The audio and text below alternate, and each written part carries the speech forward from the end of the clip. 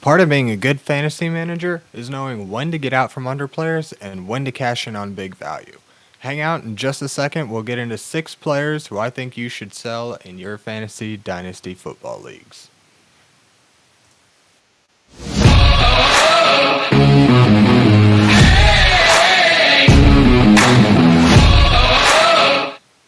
Hello and welcome to another week of the IDP Plus podcast. My name is Axton Harding, and as always, we're going to get into some Dynasty Fantasy Football content. This week, I've got 6 players for you, 3 IDP, 3 offensive players who I think that are worth selling right now, whether it be just they're at peak value right now, or maybe I just feel like they are ranked and drafted pretty highly right now. And if there's any kind of market to these guys, I think that it is a good time to cash out because there's not a great season ahead of them. So, without further ado, we'll go ahead and jump right into things. And to start it off here, we've got Trey Hendrickson, defensive end for the Cincinnati Bengals. He's up first today. He's coming off of 2 ginormous seasons where he amassed 17 and a half sacks in 2 seasons straight. So this is kind of a situation where, and often here with the IDPs, it's just cash in on big value. Whenever these guys have huge seasons like this, you just want to. They're not going to get too much more valuable than this. Where Trey Hendrickson is among some of the top, or just behind the top couple of layers of edge rushers being drafted in fantasy drafts right now, where he's never really made it up this high. He was a late breakout at like 28 or 29. So if there is a market for him, I'm just saying go ahead and get that second round pick. Get those 2/3. Trade down to maybe a more experienced or veteran edge rusher, defensive lineman if that's where you need help. Or trade for a position of need. If you need some help at linebacker, there's plenty of veterans who are out there that you could pretty easily attain, and maybe even get another 3rd-round pick or something on top of it for somebody like Trey Hendrickson. And I also don't imagine that he's going to continue to get 17 and a half sacks. He's never hardly amassed half that in a season prior. So the fact that he's done it 2 seasons in a row is pretty spectacular. So I think this is a great season, or a great opportunity to cash in on Trey Hendrickson.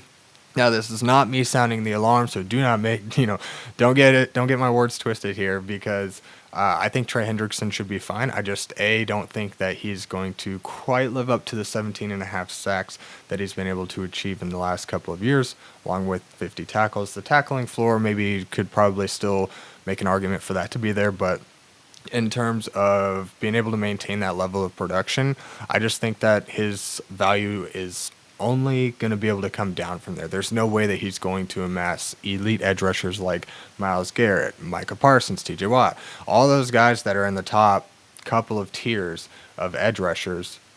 This is just not a good opportunity, or not. It is a good opportunity to sell because he's not going to increase in value up to that kind of level. So the good opportunity to cash out on a guy like Trey Hendrickson after 2 massive seasons where he was a top 15 and a top 2 DL. So, like I say, get your couple of 3rd-round picks, a vet and a late pick. You've got Montez Sweat if you need some D-line help, Harold Landry, guys like that. Guys who are going to get you a good bulk of that production, but also allow you some flexibility to maybe add more positions of need or add a little bit of depth elsewhere. So that's my case for selling Trey Hendrickson. Now, next, we've got Zack Baun. Zack Baun, also another IDP, an inside linebacker for the Philadelphia Eagles. He had an insane breakout season at 28 last year in 2024.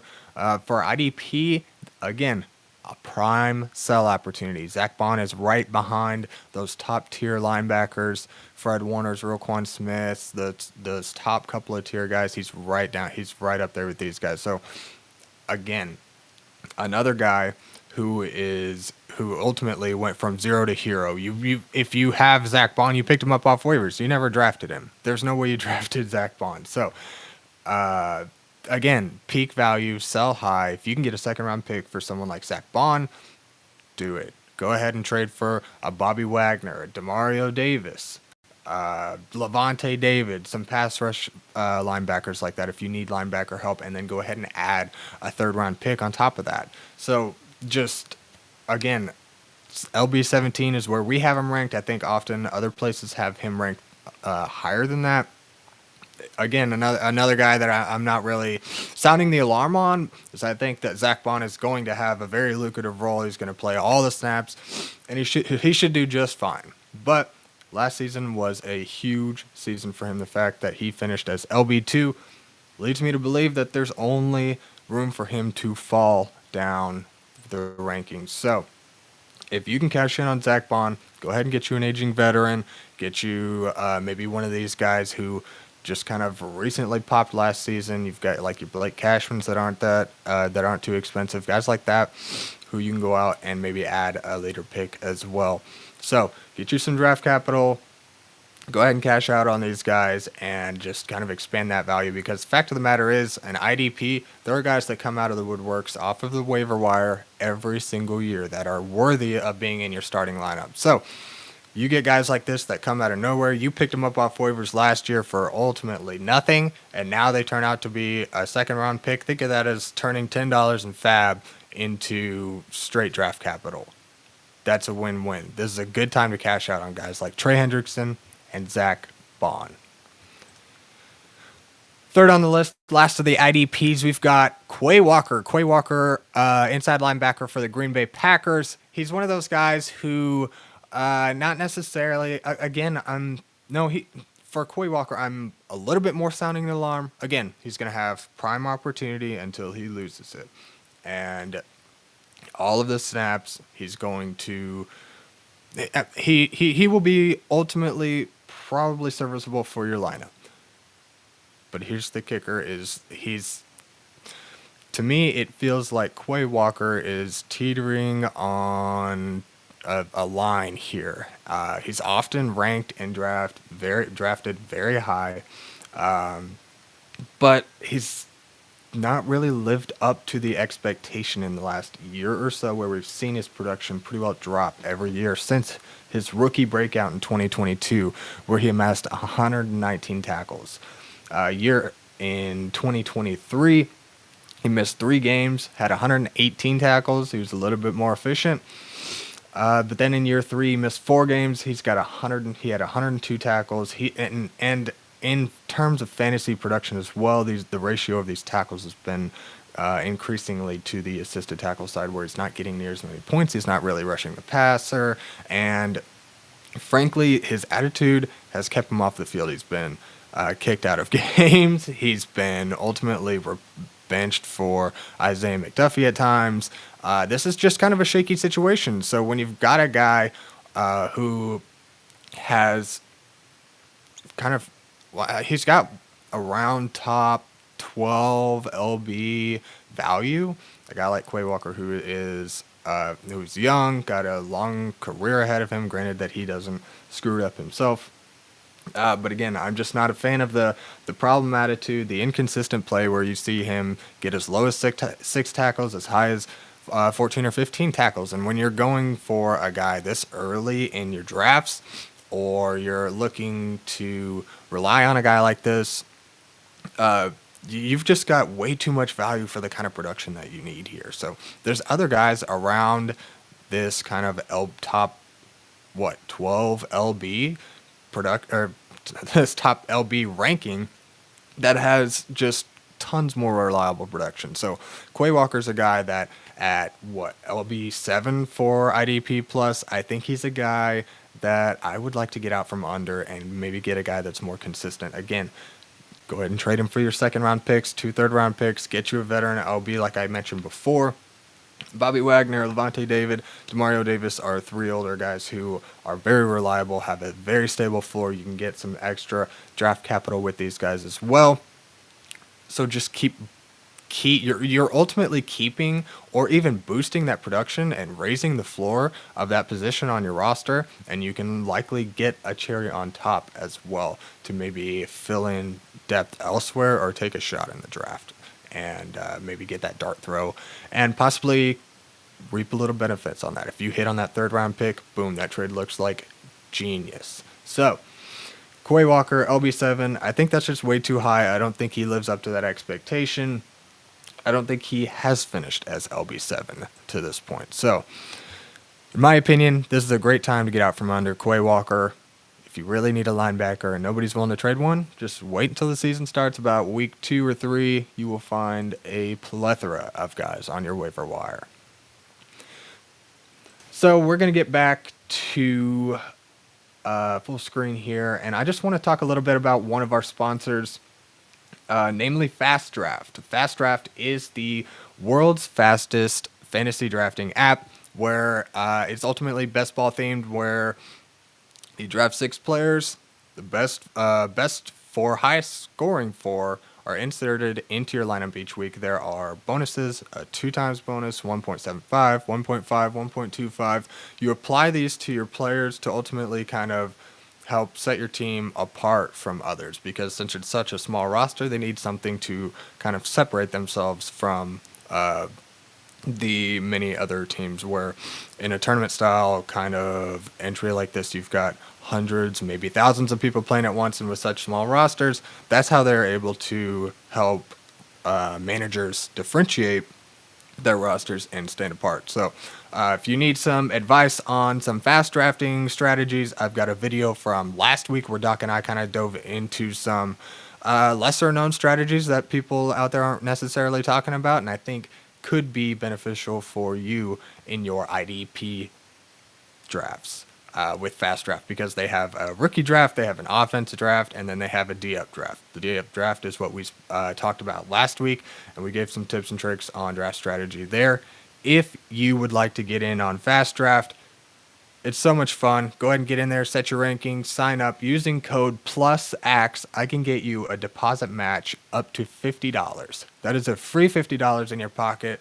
5 D-up drafts, 10 rookie drafts, 5 offensive drafts, whatever you like. Split it up. You put $50 in, I'll match you up to $50 with code PLUSAX. So get into FastDraft and start drafting fast. Breece Hall, running back for the New York Jets, highly touted prospect a few years ago in 2022. Early on in his career, tore his ACL, something nasty. Followed up by a massive year in fantasy football, where we saw him ultimately go. No way.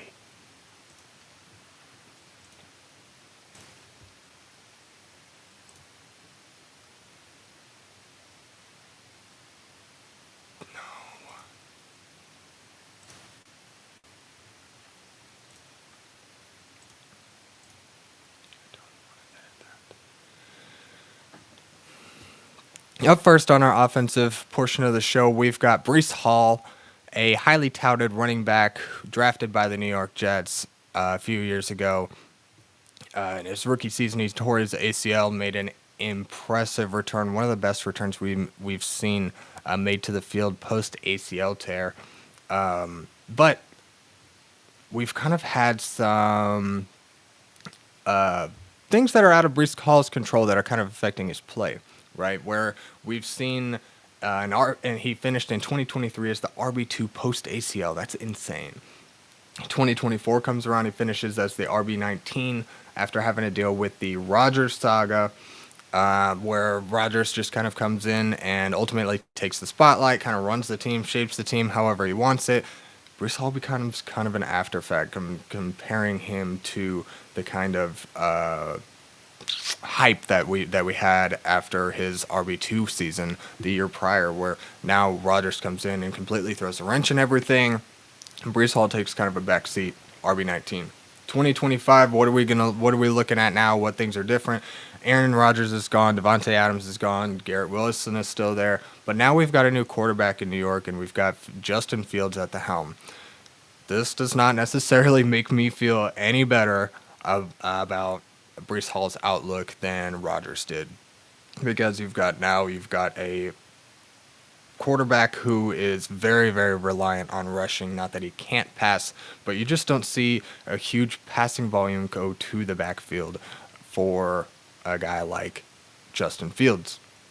And not to mention, the New York Jets have also spoken many times on the fact that they'd like to make this a committee backfield. So if Breece Hall loses touches in the receiving game, that drastically decreases his value. And the fact that he's at RB7 for fantasy pros right now is telling me that there's just too many factors right now at play for Breece Hall to live up to this RB7 expectation. So I think this is a great opportunity for dynasty managers to float Breece Hall out there on the trade block, see what you can get for him right now. Honestly, this would be a perfect time post-draft or even mid-draft while you're drafting your rookie draft. If you throw Breece Hall on the block, you never know what could happen. There was a couple of years ago, I traded the 110 for like Tyreek Hill plus, turned into Tyreek Hill's top 5 season. There are managers out there are more willing to trade when they're pressured to, and so when you have when you're in the middle of your draft, these are good times to cash out on players like this, even picks as well, picks especially. But while everybody's in there paying attention to your draft, throw out Breece Hall, see what you can get for him, because I feel like you can get a mid to late first round pick. You could get a Chris Godwin plus if you need wide receiver help, James Conner if you would like to stay and maybe tier down in the running back room, a James Conner plus. You can get Quay Walker plus. I've heard a lot of great things coming out of the woodworks about Quay Walker and what this new coaching regime would like to do with this backfield, and it seems like they are favoring Quay Walker here. So I think Quay Walker's going to get a lot of touches this season. James Conner is a guy that's always produced in the top of the RB pool. You're probably looking at an RB1, wide receiver 1. These guys are proven veterans who are going to give you a stable floor, likely a majority of the production you're going to get from Breece Hall this year anyways. And then if you can add an extra pick or a light player, that's just chef's kiss, cherry on top. So in my opinion, this is a great opportunity for dynasty managers to get out from under Breece Hall. Next, on the offensive side of the ball, we've got a little CJ Stroud on here for you. So let's talk a little bit about the Houston quarterback, CJ Stroud, who had a stellar rookie showing in 2023. But what happened since then? Sophomore slump. Things went way wrong. We saw him jump from possibly one of the most valuable fantasy assets in Dynasty to now, overall QB 1, 2, 3. Now he's dropped down to about QB 8. Fantasy Pros has him at QB 8. So honestly, the best window to sell would have been post 2023. Now we've had the sophomore slump, and for some reason he's still being valued within the top 10 quarterbacks this year. So here's my case. What went wrong last year to lead to the sophomore slump? Diggs, Tank Dell, Stephon Diggs had injuries. They missed much of the season. It was just Nico Collins. When you have a weak offensive line and you take 52 sacks, which happens to be the second most in the league, that makes things pretty tough because you're constantly being pressured all game. You're always looking over your shoulder. He would take about 3 sacks per game. That's not going to work. If this team expects for him to take a step forward, they're going to need to improve the offensive line and add more protection around him. And they've made additions, but they also traded away some of their best talent on the offensive line. So make it make sense. Maybe they know something that we don't, and they've got some backups that they feel that they can develop in this offseason. But I don't think they've made enough moves so far in this offseason that they are going to be able to overcome the challenges that they faced last year. They lost. They won't have Tank Dell for much of this season, and Stephon Diggs left in free agency. So now in comes Christian Kirk, but I don't think, again, this is not going to be enough signings to overcome the same challenges they had last year. So I'm hesitant on CJ Stroud. I think a QB 8 ranking from the Fantasy Pros is quite a bit too high for especially a guy who finished in he finished like QB 18 to 20 last season. So again, if there's a market for CJ Stroud right now, this is a great time to get out from under quarterbacks, because around this time of the year, quarterbacks often are pretty tough to come by. So If you have a manager out there looking to trade for CJ Stroud, I think there are some scenarios where you can cash in and expand that value. Maybe add a player and excuse me, add a player and a pick with some hope. See what the draft looks like. Add a guy that gets into a good spot on an NFL team, and you can expand that value and ultimately maybe bring up the overall value of your team. So, examples. We can look to trade for Baker Mayfield in a second. We can look to trade for J.J. McCarthy in a second. Maybe Trevor Lawrence. Some of these ascending guys, Baker Mayfield not necessarily ascending, but he's a guy whose value has never really met with the production that he's put on the field, at least in the last couple of seasons. So J.J. McCarthy, a guy who is fairly valuable right now, but he's only going to go up in a Kevin O'Connell offense.